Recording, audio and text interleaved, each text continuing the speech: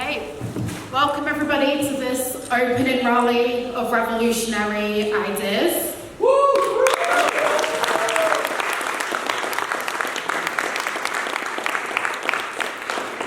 My name's Becky, I'm a member of Socialist Alternative from Manchester, and I'm really pleased to be chairing this opening rally. We're going to have a fantastic day of discussion and debate. I think we're all going to learn a lot, and I think that we're all going to leave with a fighting determination to redouble our efforts in the struggle for socialism in our own areas. So just to run through a little bit about the programme today. After this rally, we have sessions starting straight away in a few different rooms. So you should have one of these on your seat, which tells you the sessions that we've got. So, on to this rally. We've called this Fighting the Right-Wing Backlash with Socialist Feminism. And what right-wing backlash are we talking about? It's one where we see rising prosecutions of women having abortions, where we see sexual harassment increasing in schools, where we see people like Andrew Tate, who not only are allowed to exist, but are also growing in popularity. We see gender violence being endemic. Every week, there seems to be another high-profile man that has been using his power to abuse women. And when we see things like the media circus around the likes of Russell Brand, victim blaming, asking people why didn't they speak up soon enough, that they have some kind of financial motive for coming forward, or some kind of secret agenda, or that they're playing into this cancel culture. It's not any wonder that victims of sexual abuse and harassment don't feel confident that this system will provide justice for them. And this kind of rhetoric has real-life consequences. The Tories' hate speech has real-life consequences too. Brianna Ghey, who was murdered in a hate crime against trans people, as a result of the Tories whipping up anti-trans hatred, which the media did their best to deny was even related. Eliane Andam, who was murdered a few weeks ago at the bus stop by her ex-partner, unfortunately joined the 2 women a week who were killed by their current partner or a former partner. And yet the press tried to deny that it has anything to do with gender and that this is about gang violence because the people involved were young black people in Croydon. Today we remember Sarah Everard, who was murdered by a serving police officer. We remember Nicole Smallman and Beba Henry, who were murdered, but the police thought it was appropriate to take selfies with their dead bodies. We stand with the survivors of David Carrick, a serving Met police officer who admitted and pled guilty to 85 offences against women. And today we're saying that we will not stand by while sexual harassment, discrimination and abuse of power within the police force is ignored and dismissed. The police clearly cannot reform themselves and cannot be trusted to investigate themselves. And even if they did make reforms, this would not be enough when it's the whole system that is to blame, and that needs to be overhauled and replaced with a democratic system.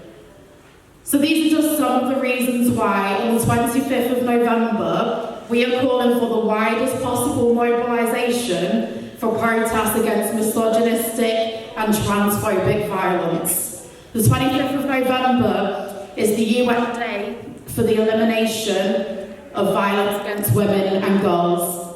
And we want to use this as a launch pad for building the sort of movement that we need against the sick system that is literally killing us.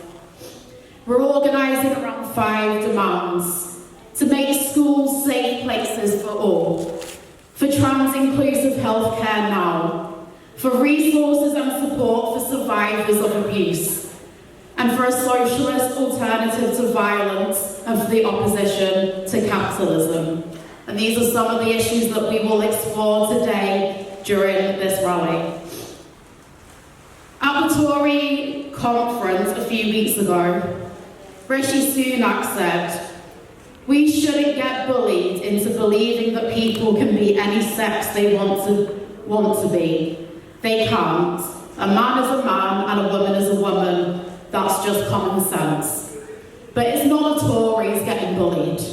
Trans kids in school already face a very hostile environment, and new guidance, if that comes in, New guidance, if this comes in, will lead to an even more hostile environment for many young people, where teachers may be forced to out trans kids to their parents. And as a teacher myself, this angers me, because the welfare of children and young people is my #1 priority. My classroom should be a safe space for all young people, and in fact, classrooms being a safe space is one of the teaching standards that the Department for Education assesses against. But yet they're trying to bring in this guidance which will make that its opposite. But that's because the Tories do not care about education being accessible for working class and oppressed people. They only care about education for the privileged and the elite. So I want to introduce our first speaker, Daisy, who's a socialist alternative activist in Leicester, and they will be speaking more about this new guidance, its impact on trans people, and importantly, how we fight back against it. So please welcome Daisy.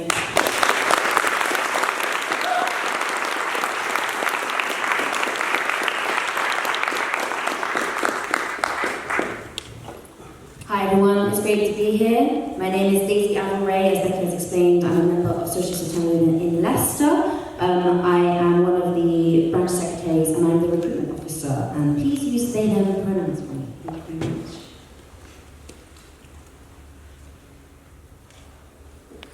Thank you to Becky for introducing this opening rally. Related to the first two demands for November 25th, I'm going to be addressing the transphobic attacks at the hands of the Conservative Party. Back in April this year, the leak of Tory guidance for trans students caused a massive stir, as we all know. This guidance instructs schools to only accept a student's change to their gender identity or to their uniform preferences if parents consent to it. Not all children will be lucky enough to have supportive parents. Within the parameters of this transphobic guidance, trans youth will be unable to express their true selves in schools, let alone at home. This guidance also violates NSPCC's guidelines and even human rights laws. As Becky has explained from her own personal experience in the workplace, it is vital that children feel safe in education. This guidance and the divisive response of it having been leaked is putting trans children at risk. Young people are not stupid. They know who they are and what they need. There has been a huge increase in transphobic attacks in recent years. This backwards guidance for schools is part of the problem. The Tory government is part of the problem. The capitalist system that they and the rest of their class uphold relies on divide and rule tactics like this. If we are suspicious and uneducated about each other, if we don't know about each other, it is much harder for us to unite in collective strength. So what have we, Socialist Alternative, done about this issue? Back in 2022, when the Education Secretary made noise about parents being front and centre of the sexuality and gender of their children, our comrades in the National Education Union, the NEU, took immediate action. We sent collaborative concerns to the head of the union, demanding all members not to follow advice, and we also raised his profile to the NEU bureaucracy itself. We are putting trans and non-binary students at the forefront of our roles as members in this union. We also wrote up a motion that the trans non-binary network adopted, distributed around many branches, and has been accepted by these branches as well. No for more guidance from from the government has so far been released, and we have been part of that prevention. Regardless, the leaked document has whipped up a political storm, putting trans people in an uncomfortable spotlight of scapegoating and moral panic. In our pride interventions across our section and across the world, trans rights correctly dominated our activism. It is essential to demonstrate to the wider public that solidarity is the only way forward against attacks on our human rights. Socialist feminism provides the required approaches and analysis to struggle effectively against the many forms of repression that the multiracial, multi-gendered working class face within capitalism. Today's session will focus on transphobia, gender violence, and sexism. However, it is essential to understand that gender-based oppression connects with the other ways that we, the proletariat class, bear the brunt of capitalist brutality. Working together at events like this, in our streets, in our workplaces, and in our communities is the key to winning real change for the working class. I am excited for today's discussions that will strengthen our organisation, ourselves individually as Marxist revolutionaries, and the working class as a whole. Thank you.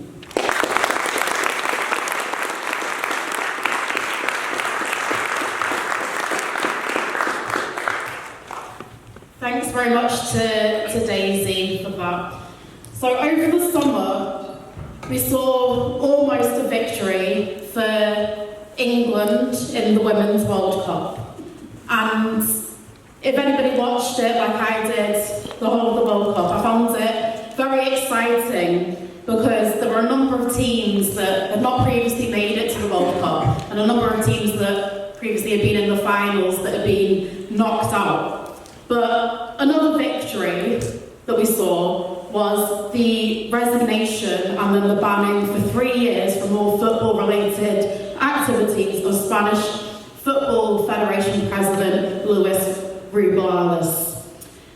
And so we're really, really lucky to have our next speaker here, Suzanne Rack. Suzanne is a women's football journalist and author of a book called A Women's Game, and I would really recommend everybody getting a copy. There's a new edition out, so you can get that at all bookstores and online. And it goes into the history of the women's football, and it's really, really interesting. But Suzanne is going to be speaking today about sexism in sport and the significance of the struggle against it. So please welcome Suzanne.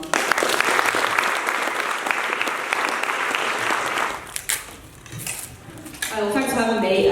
So, sport and football rally on socialism and socialist ideas can seem a little bit of a bizarre concept, I think, to many. Probably a lot of you aren't that interested in sport or football specifically. So I thought I'd start there on why football should be an interesting arena for socialists to be involved in, and then come into some of the struggles that have gone on recently. So why football? I mean, why should socialists care about football and sports? Some left-wing organisations are very dismissive of football and sport as an arena for socialists to operate in. Yet sport is really ripe for struggle and collectivism and offers, in many ways, a perfect platform for socialists to raise class issues and expose the contradictions of capitalism to a very, very captive audience. Football's a very working class sport. I'm focusing on football because of its scale. Teams were birthed in the factories of industrialised Britain. It was encouraged by bosses because it boosted morale and kept the workforce fit. Obviously, football has changed, men's football in particular. It's become a bit of a playground for the super rich, a toy for oil-rich nations, oligarchs and the billionaire class.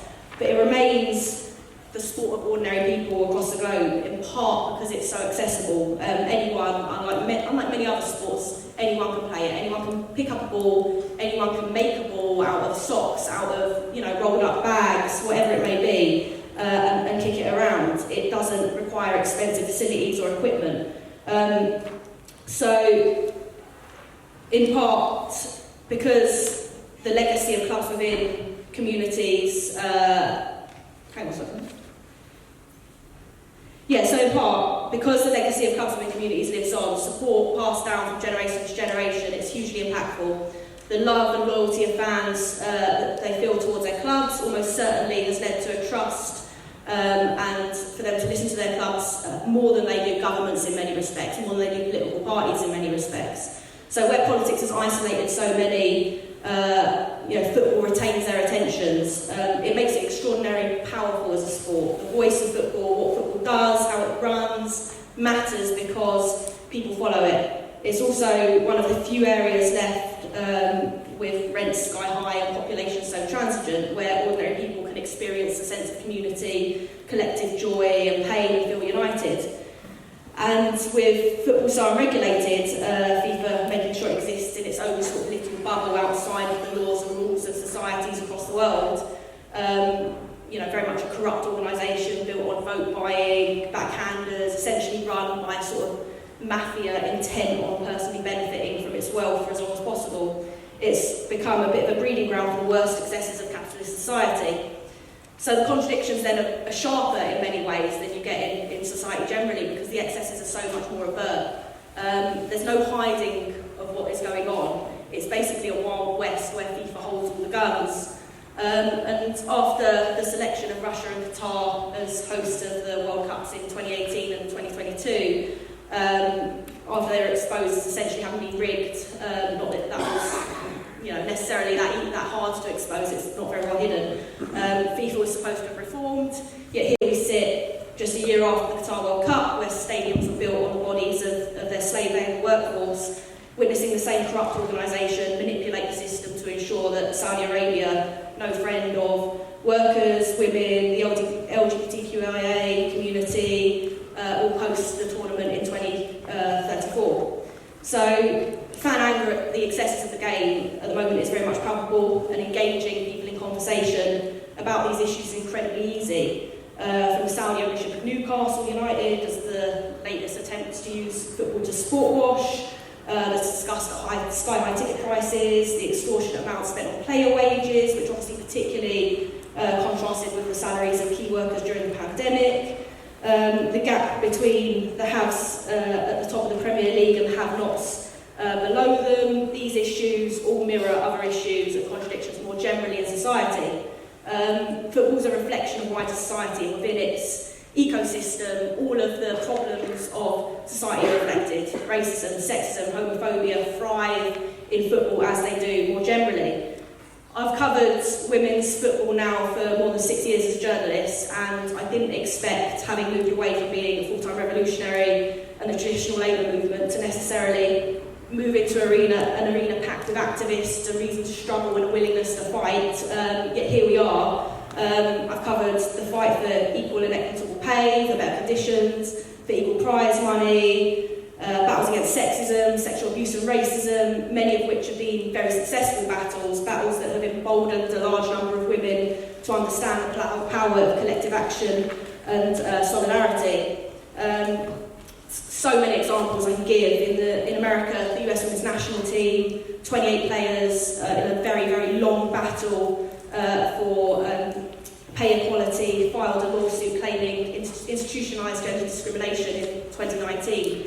That equal play claim was settled in 2022, and they were awarded millions and millions of dollars in back pay. In Canada, players in 2022 threatened strike action over discriminatory treatment. In Nigeria, they threatened to boycott their first game of the Women's World Cup over unpaid bonuses, and have things like the conditions they were made to put up with at the World Cup, having to share beds and things like that, which was revealed after they were knocked out by England on penalties. Republic of Ireland threatened to strike in 2017 over conditions, over having to change in public toilets, sharing tracksuits with youth team squads, that kind of thing. 4 days into the Women's World Cup, the Australian women's team called for equal prize money for the Women's World Cup generally. South Africa refused to play a pre-tournament friendly over unpaid bonuses. Zambia had been battling months of unpaid wages, including during the World Cup. In 2018, Denmark boycotted their game against Sweden, sacrificing essentially a World Cup place because it forced them into very difficult qualifiers. This summer, the Lionesses were prepared to strike over unfair bonus payments as well. So this is actually some of the struggles that have taken place and are ongoing among many in many different countries, and they expose the deep ingrained sexism of society generally, from teams in developing nations, the most underfunded and unsupported teams, to those in the most developed countries. The deeply ingrained sexism yields the same results. It's overt and it's very, very easy to connect those dots. With the sport so unregulated and it being so easy to become a coach, which is not a thing that's exclusive to football either, it is ripe for exploitation too. Power imbalances are built into football at every level, and football's Me Too movement in the past few years has really been a tip of the iceberg, from the abuse of the Afghanistan women's football team by the president of the federation, to the systematic problems in the US Professional League, the NWSL, where there have been reports of sexual harassment, abuse, bullying. Nowhere is safe. Most recently, the World Watch, as Becky mentioned, that the president of the Spanish Football Federation has been banned for 3 years from football, all football-related activity. So he was shown, as many will have seen in the press, grabbing the face of World Cup winner Jenny Hermoso while she collected her gold medal and kissing her on the lips. He was also seen grabbing his crotch and gesturing lewdly at the final, and lifting another player over his shoulder, sort of fireman lift style. And despite millions watching his actions being broadcast live around the world, still he's protesting his 3-year ban from football and his innocence. Such is the level of invincibility that football has made him feel. His actions broadcast to the world what it took for Spain's women's national team to be believed. For more than a decade, it wasn't a one-off, it wasn't an isolated incident. For more than a decade, the Spanish players have raised concerns about the culture and conditions around the women's national team. But those concerns have been ignored. Players have faced retaliation for speaking out. In 2011, they complained about the federation's indifference towards women's football. They finished bottom of their group at the 2015 World Cup in Canada, and the entire team called for the resignation of the manager, Ignacio Carrera, and an improvement in training facilities and training generally. Carrera was sacked after that, and the manager who led them to the World Cup victory, Jorge Vilda, was hired. The senior players that had been part of that rebellion in 2015 were phased out of the squad entirely. Following their exit at the quarter-final stage of the Euros last year, 15 players wrote to the federation saying they were withdrawing from being called up because their health was being impacted by the environment around the national team. Rubiales, the president of the federation, and the federation backed the manager Vilda, and the players were not called up to subsequent squads unless they had apologised. 3 eventually returned for the World Cup squad. Why did it take a kiss on the lips of a player seen by the world for these women to be taken seriously? It's the same in every aspect of society. Why in 2020 to 2021 was there 67,000 rape offences recorded in the UK, an all-time high, yet the number of completed rape prosecutions plummeted from 5,190 in 2016-17 to just 2,409 in 2020-21. The number of convictions almost halved, and the only 5% of rapes that were given an outcome by the police resulted in a charge. When we wrote an article on the cases of sexual abuse in football in The Guardian last year, I want to say, we could only publish a list of 12 countries where it was known to have taken place, but our list was actually more than 30 long. We just couldn't get them all legally through to be able to be published and exposed. Nowhere is safe because nowhere in football is able to exist as a utopia removed from the realities of society generally. And that's where the door is open for socialists to push at, because football will only change when society does. And this is a conversation you can have with football fans, or sports fans generally. Everything they hate about football will exist as long as capitalism does. Thanks.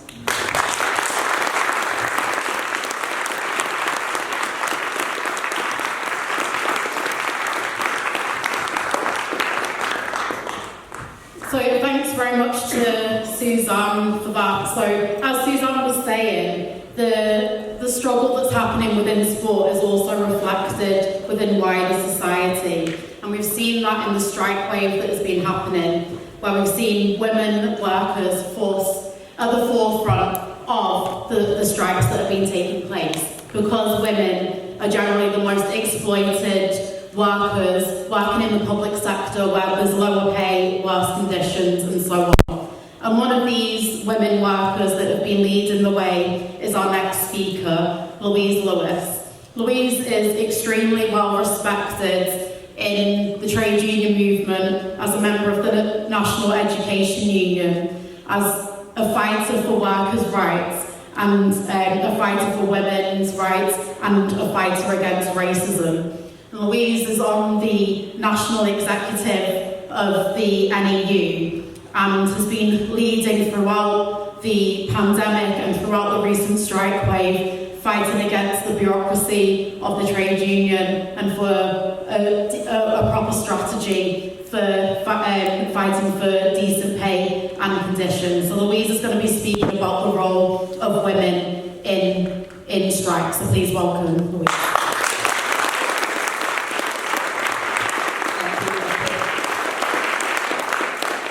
So for women, there are a number of key issues which impact on them, range from sexual harassment, gender pay gap, menopause within the workplace, pregnant workers and COVID risks, the state pension, and that's not forgetting to mention that the unsafe working conditions are also rife among female workers. 65% of public service workers are women. Public sector cuts have a major impact on women workers, and even more so if you are black, Asian or another ethnic minority worker.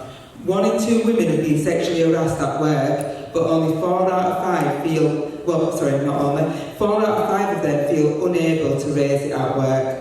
Women workers are not only more likely to lose their jobs under austerity, but also to lose vital services and social security payments, as on average 1/5 of women workers' income is made up of benefits, in comparison to 1/10 of men's.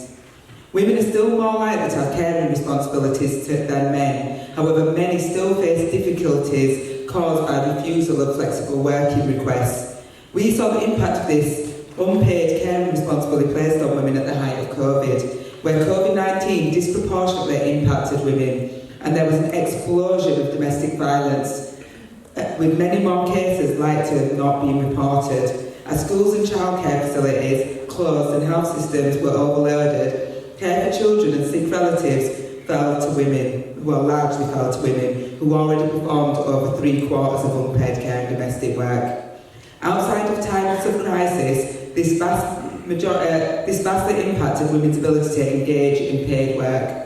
Our unity is our strength, and research shows that unionised workplaces are far safer, have better policies in place, workers are paid more. Therefore, it is imperative that women are at the forefront of this. Within the NEU, up until recently, one of our general secretaries was a woman. We safeguard a large majority of our seats for women, as 76% of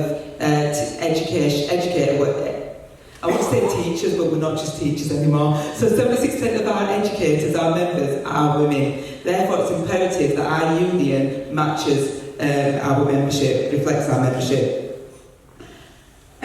However, the gender balance of leadership of the union does not reflect this at the moment, and we certainly don't get this right across unions.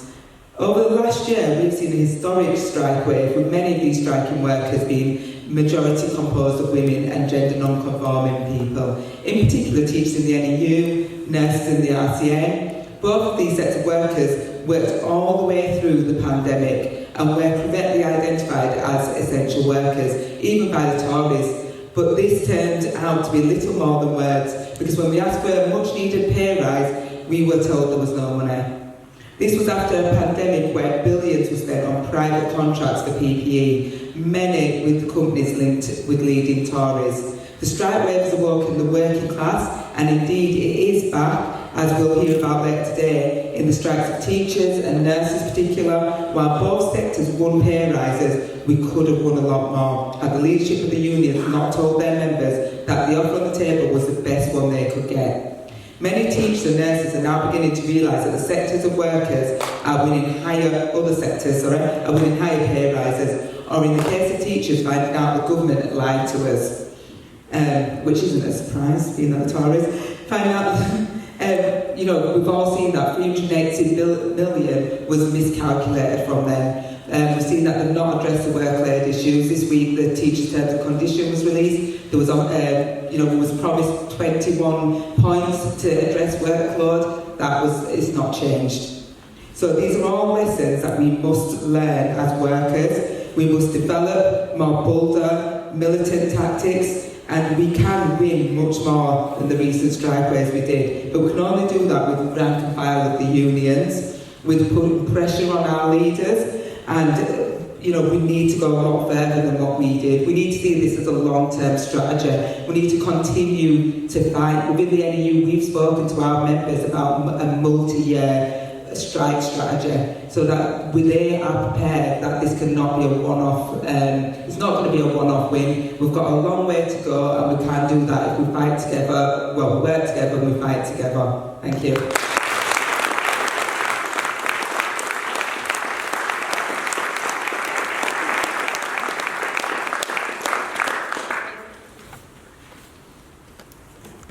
Thanks to Louise for that. So I think it was in the face of this unity that we saw during the strikes of workers coming together that forced the Tories to start scrambling around to look for a way to divide us, because they fear the potential power that the working class has when it is united. And so their so-called culture wars, or their war on woke, is a response to that. And by woke, they mean, of course, anyone that's working class or oppressed and has the audacity to speak out against the violence of this system. Our next speaker, Alex, is going to speak about the importance of building a united response against the culture wars. Alex is a member of Socialist Alternative in Scotland and is a campaigner for trans rights. And Alex is a really important speaker because we've seen in Scotland not just the attacks on trans rights, but the attacks on the democratic rights of all Scottish people as the Tories bulldozed their way through and overruled the Scottish government. So please welcome Alex.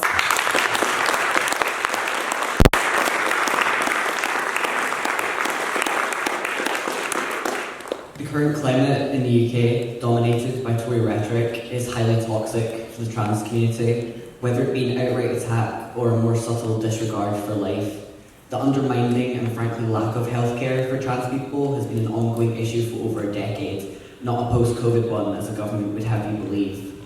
The funding for trans healthcare in England in 2015 and 16 was 10 million, which was increased to 19.2 million in 2022 and 23. Insufficient funds are still being blamed on the pandemic, yet new trial gender clinics are being set up instead of already established ones being improved. The waiting time at the Sandiford Youth Gender Identity Clinic in Glasgow is 4 to 5 years, so young trans people are unable to access hormone blockers and much needed counselling.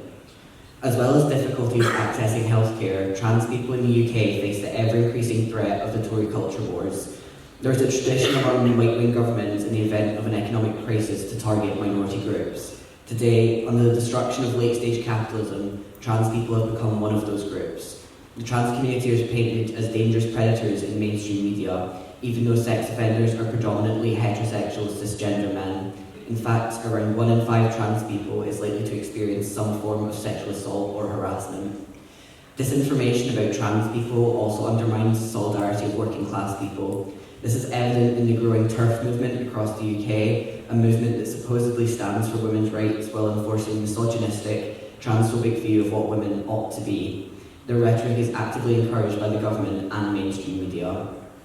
This government rhetoric is not without consequence either. The rate of transphobic hate crime in England and Wales has risen by 197% in the last 5 years, and in Scotland, the rate of transphobic hate crimes rose 66% in the last recorded year. As with sexual assault statistics, this rate is likely significantly higher due to 90% of hate crimes going unreported. Transphobic hate crimes are also more likely to include violence or threats of violence, as seen in the tragic murder of Brianna Jai in February this year. The transphobia of the Tory party is also seeped into Scottish politics after the blocking of the 2022 gender recognition reform. The proposed bill would have made the process of getting legal recognition as a binary trans person simpler and was aligned with international practices endorsed by United Nations and already implemented in 30 countries. However, the UK government claimed it would infringe on women's rights despite the bill aligning with the Cultural Equality Act. Although trans people make up 0.5% of the population, the Tories exaggerated the supposed threat trans people were to cis women to justify blocking the GRR, gaining the support of transphobic women's rights groups and once again supporting their views. This excuse is not just transphobic, this is the first time that Section 35 of the Scotland Act has been used so as a threat to Scottish democracy. It is also reminiscent of Section 28, oppressed people facing demonisation for a conservative agenda under the false pretence of protecting others. What was once think of the children is now think of the children and women. Capitalism's overarching involvement in this oppression cannot be understated. Trans healthcare is not just underfunded, it operates on a gatekeeping model, purposefully making it next to impossible for people to transition or to have bodily autonomy. This is done for the same reasons why the Tories spew their hateful rhetoric and attempt to strip away the rights of trans people. We are a threat to the status quo. The existence of the trans community challenges the concept of traditional gender roles and in turn challenges the nuclear family model that capitalism relies on. So as socialists, we cannot let this go unchallenged. We fight for the rights, happiness and liberation of everyone, including trans people. We need a mass movement of trans people and their allies, the further queer community, left-wing groups, trade unions and workers of all kinds to oppose the oppression that flourishes under capitalism and those who uphold it. Thank you.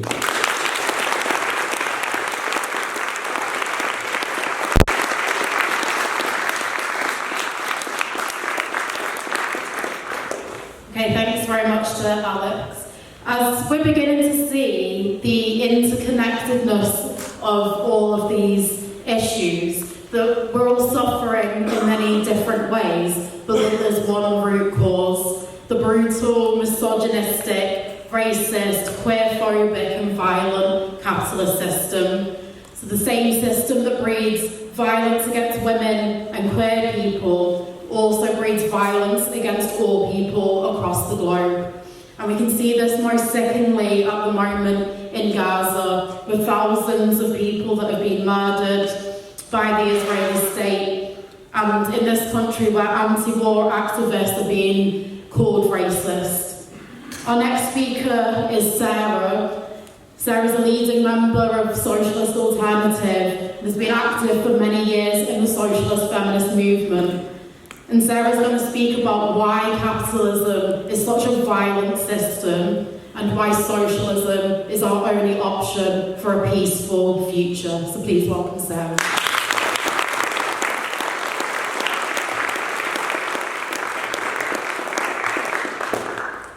Today in Gaza, 160 women will give birth.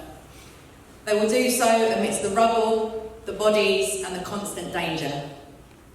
They do so in bombed-out hospitals, which are running out of medicines and electricity.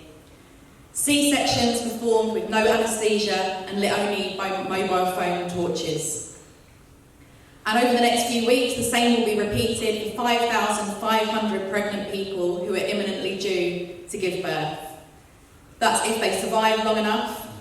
Of the more than 11,000 people who have been massacred in Gaza in the last month, 65% are women and children. This is the reality of war. This is the reality of imperialism. This is the reality of capitalism.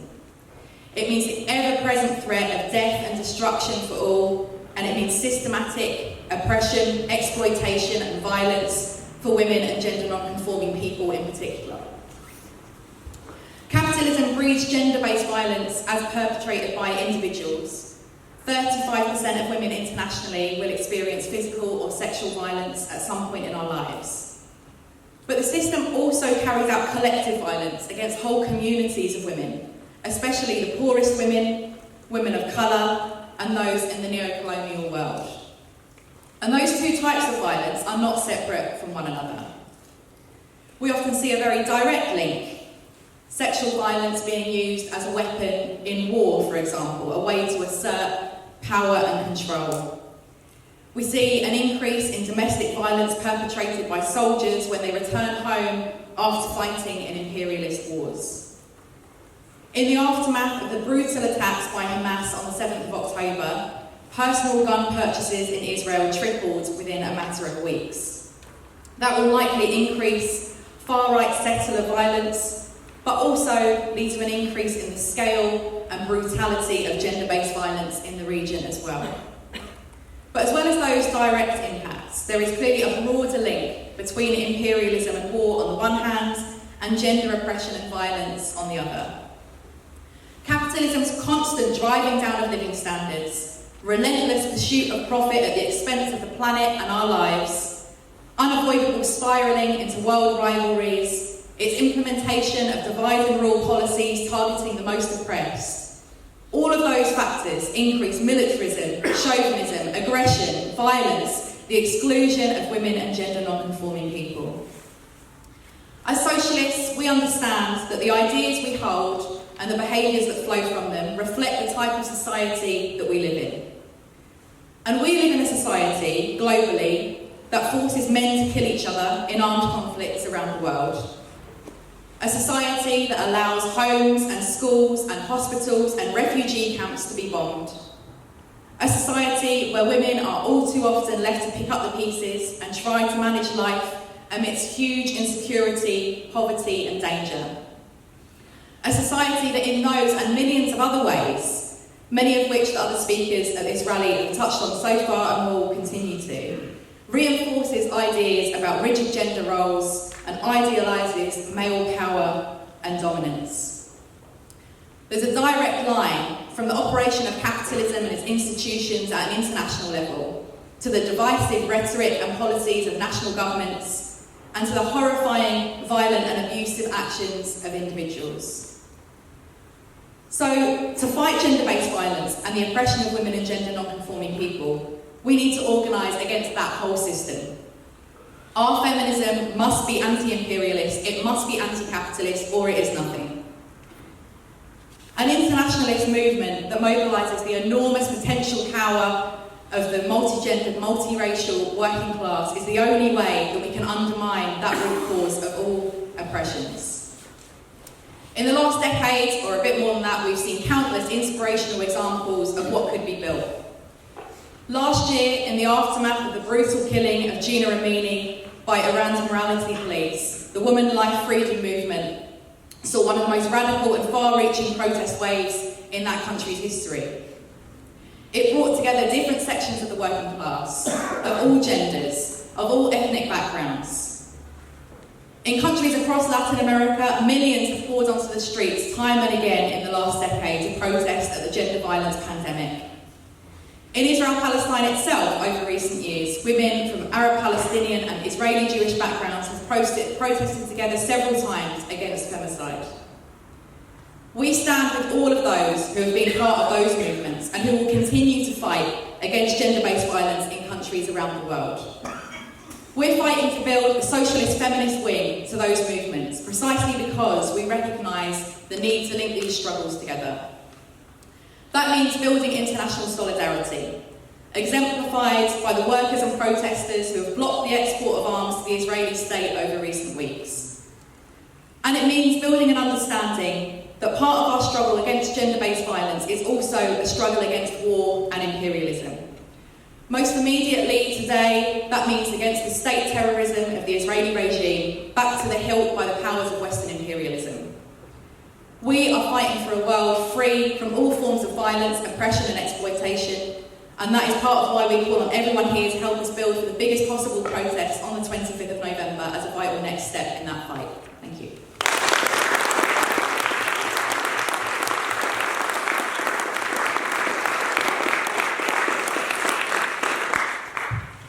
Thank you very much to Sarah. So for us, socialism being international is not just an abstract idea. It's within the very DNA of Socialist Alternative. We're part of an international organisation called International Socialist Alternative that organises Marxists and working class fighters across the globe.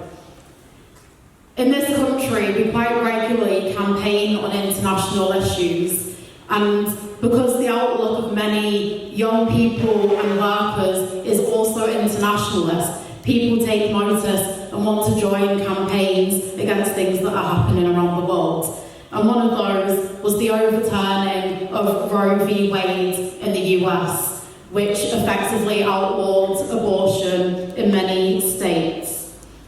Many of the protests that happened in the US were led by our sister organisation, Socialist Alternative, in the US, that provided an alternative to the establishment, feminists, and the Democrats who tried to divert the struggle into just voting Democrat.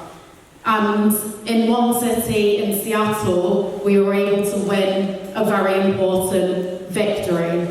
So we're very lucky to have Seattle City Councillor Sharma Sawant here to speak to us. Sharma was the first openly socialist person to be elected for over 100 years. She's been in office for 10 years now and has won an incredible number of gains for the working class in Seattle. And I think you know that you're on to a good thing when one of the richest men in the world, Jeff Bezos, owner of Amazon, spends $3 million to try and defeat you in the election, but you still win. And so we have Sharma here to speak to us about the role that a genuine socialist can play in office when elected and helping to lead working class movements. So please give a really big welcome to Sharma.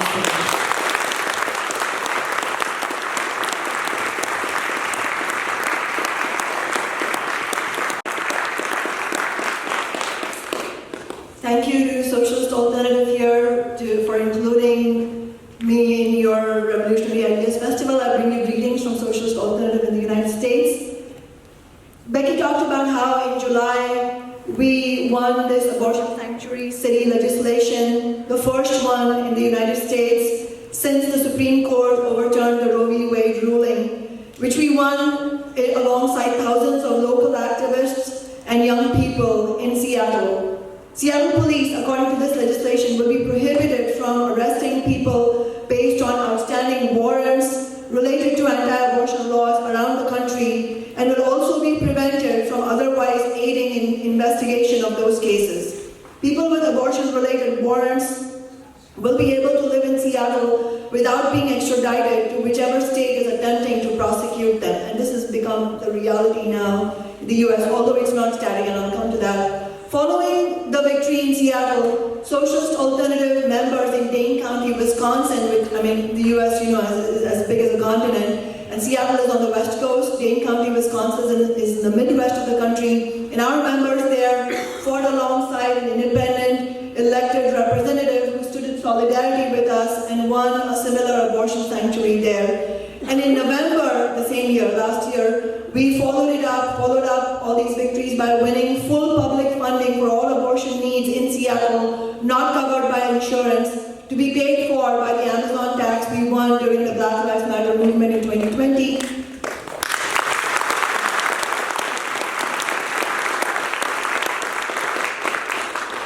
And the Amazon tax is, Becky alluded to this, Jeff Bezos is paying part of this tax. It's a tax that raises over $214 million per year by taxing the wealthiest corporations in our city like Amazon, Starbucks, and Meta.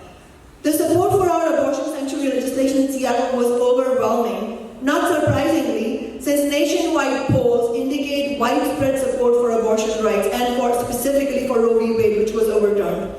Socialist Alternative in our office collected over 5,500 signatures on our petition in support of the legislation, especially at Pride events where we talked to thousands of working class LGBTQ people about the need for a unified mass movement to defeat the right-wing attacks on abortion, which are fundamentally connected, as other speakers have illustrated, to the vicious attacks on trans youth and queer people we are seeing across the United States. On the day of the City Council vote, 60 people testified in public comment powerfully, demanding that Council Democrats vote yes without watering the bill down. The legislation was endorsed by many of the more left-leaning unions, including, everybody can hear me, right? Left-leaning unions, including the Physicians Union at the big University of Washington Hospital. The Dobbs ruling, which overturned the historic victory from 1973, the Roe v. Wade ruling that guaranteed abortion rights to the Supreme Court, the Dobbs ruling is a crucial example of the right-wing backlash in the United States. Before Dobbs, the average person in the US was 25 miles from an abortion provider. Less than 1% of the country's population was 200 miles from a provider. As of April of this year, since the Dobbs ruling, 14% of the US population is now more than 200 miles from the nearest abortion facility, and the average American is 86 miles from a provider. I mean, this is a real attack on the rights of working class and poor people. And there have been so many attacks across the states following the Dobbs ruling, too many for me to be able to mention here, but just one or two. In Texas, there are these so-called travel bans, which are laws prohibiting abortion-related travel to other states, which is, sort of makes it clear what's the value of this abortion sanctuary that we won. On top of the states, Texas state's already draconian abortion law, which allows private citizens to sue anyone who provides or aids or abets an abortion after 6 weeks of pregnancy. These travel bans, sort of on top of that. And then the pharmacies have preemptively removed abortion medication like mifepristone off the shelves in anticipation of the Dobbs ruling. But this not only affects those who are seeking medication abortion, but it also affects those who are seeking the drug for uterine tumors and Cushing's syndrome. So these attacks are really, go really deep. And these attacks happen in the context of the failures of the Democrats, as Becky mentioned, liberal organizations, business unionists, labor leadership, and in building and leading the fight back. And this came actually in the wake, on top of the failure to win significant victories coming out of 20 million people walking out in solidarity with Black Lives Matter, making it the largest street protest movement in US history. So, like everything else, the Democrats had a breathtakingly awful response to what was leaked, what was going to be the Dobbs ruling. Now, we announced our legislation in Seattle the same day last summer that the Dobbs ruling happened. What did President Biden have to announce? 4 days after the ruling, Biden's health secretary had no immediate policy to present and gave his quote-unquote apologies that the administration could not do more. Finally, on August 3rd, Biden said he had a bold plan to respond to this most severe attack in half a century, and that bold plan was an executive order that directs federal officials to do more research. There was no leadership, as I said, from the Democrats overall, but also it's very important to mention from their NGO affiliate like Planned Parenthood and NARAL Pro-Choice. I mean, if you're in the US, you'll know what this means in the sense that these are massive organizations that do massive fundraising every year. They've done that for decades, and their one job was to protect abortion rights, and they failed in that. And so, you cannot understand the depths of the betrayal of the Democratic Party unless you also talk about these sort of the organizations that are aligned around them, that have been in existence for 50 years. And in general, the Democrats had 50 years to codify Roe v. Wade, and they failed to do that. And it can be added to the long and growing list of the Democrats' broken promises, including Medicare for all, $15 an hour federal minimum wage, and a Green New Deal.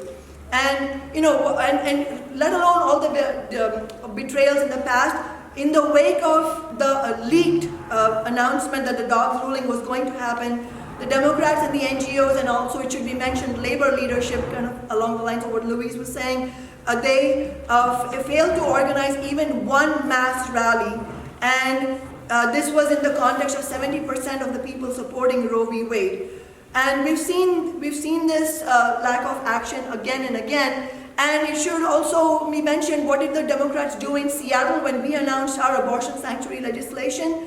At the same time that they expressed words of outrage over the Supreme Court ruling, impending ruling, the Seattle Democratic City Council members, who are all of them except for us as a socialist office, they were attempting to undermine our legislation in the back rooms. They attempted to greatly weaken the clause that we ended up winning. They didn't succeed in weakening it, but they tried to weaken it. And that was a clause that mandates that Seattle police not arrest people with out-of-state abortion-related warrants. And the only reason the Democrats backed off from this was the spotlight put on them by the hundreds of working people and union members who spoke up, and by having Socialist Alternative in our office, and proving again the effectiveness of building a mass working class mobilization. And in reality, this whole story encapsulates something that we have said again and again in Socialist Alternative, that we cannot understand the growth of the right populism, the right-wing backlash, unless we understand the betrayals of the Democrats in so many decades. And as we've said, really, that the Democrats and the leadership, which is the NGO leaders and the labor leaders around them, they are, unfortunately, the best builders of Trumpism and right populism. And while the rise of Trumpism cannot be underestimated, we also cannot underestimate the historic opening that lies among working people for genuine progressive ideas, and who really are rejecting these right populist attacks. In fact, the polls taken at the moment of the Dobbs ruling showed overwhelming majorities ranging from 63 to 72% who opposed the Dobbs ruling. And last summer, right after the Roe was dismantled through the Dobbs ruling, right after that, hundreds of thousands of working class people in Kansas state, which is, traditionally you would think of it as a conservative state, voted down an anti-abortion measure with a definitive margin of 20 percentage points. I mean, this was a landslide victory for abortion rights right after the Supreme Court ruling. And we saw a repeat of that in the election that just happened, in early November, so just days ago. We saw abortion rights advocates winning major victories in a conservative state, Ohio, where they decisively passed a constitutional amendment guaranteeing access to abortion. Similarly, in Kentucky, another, what you would be, tempted to dismiss as a Republican state or a conservative state, there, the Republican candidate for governor, who staunchly supported the state's near-total ban on abortion, was roundly defeated.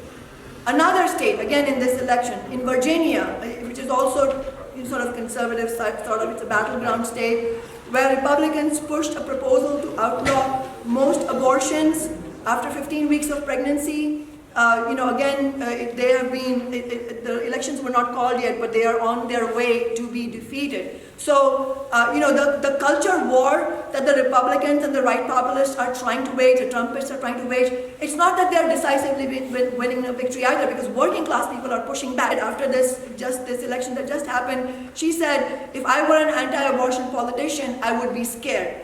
All of this shows that there's enormous potential to build mass movements among working and young people, but as I said, the question of leadership is what's crucial.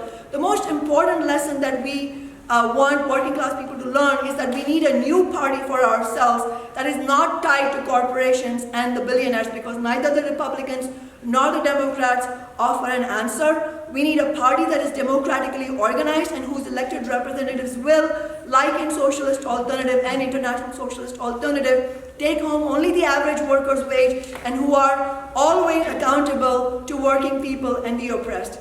And the only way forward for the working class is to build mass movements, other speakers have also said. But tied to that is the question of the new party as well. And that is the only reason that we have won the victories that have been mentioned in Seattle, because we understood ourselves as socialists and we explained this to working and young people about who's on our side and who is not, and that absolutely essential to winning any kinds of reforms is the active mobilization of working class people and young people, and also that at the end of the day, winning reforms will not be enough. We will need to fight for a fundamentally different society, which in our view is a socialist society, which is a society that is controlled by working people, not the billionaires.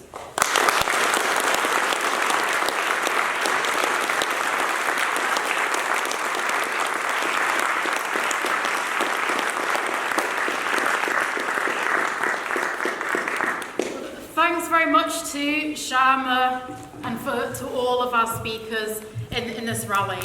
I think we've had a really good indication of what the right-wing backlash means, and also why our feminism needs to be socialist. And in another kind of answer of why our feminism needs to be socialist, I was thinking of two words, and they were Suella Braverman. Because she must be the epitome of why we cannot rely on just getting women into positions of power or people of colour into positions of power as a way of fighting against our oppression. Somebody who attacks women and trans people, who describes homelessness as a lifestyle choice, and the pro-Palestinian marches as hate marches can never be an ally.